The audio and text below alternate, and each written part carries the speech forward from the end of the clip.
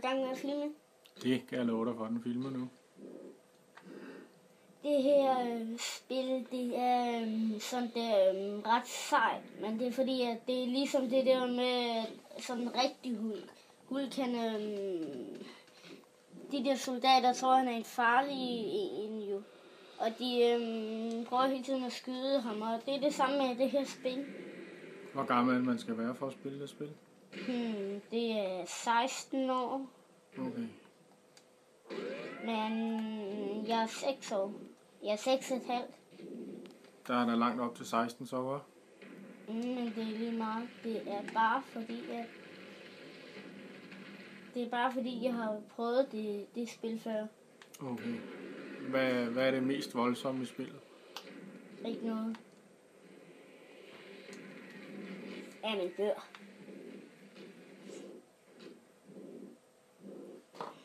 Ved du, hvad spillet det går ud på? Hvad spillet det går ud på? Hvad spillet går ud på? Ja, Det ved jeg ikke, men nu går vi i gang med filmen.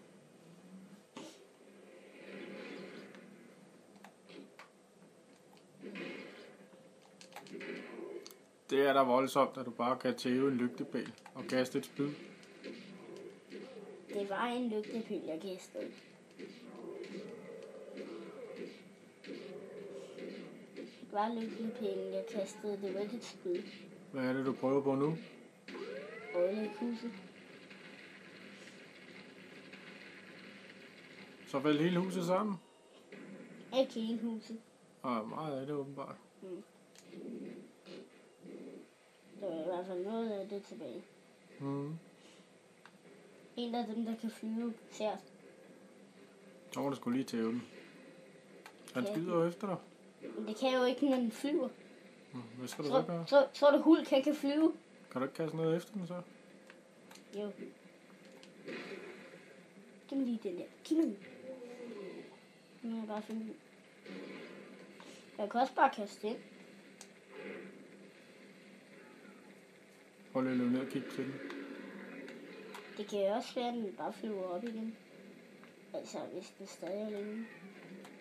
Soldaterne er dernede. Jeg kan ikke blive.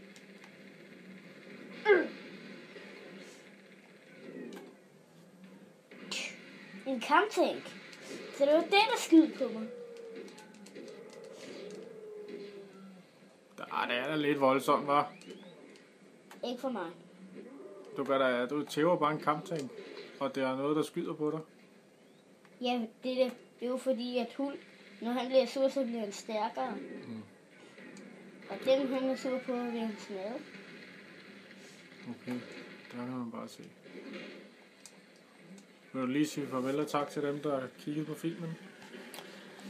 Farvel og tak for at vil komme og se filmen. Men vil I se en efterfilm, hvis I har lyst, så kommer den her.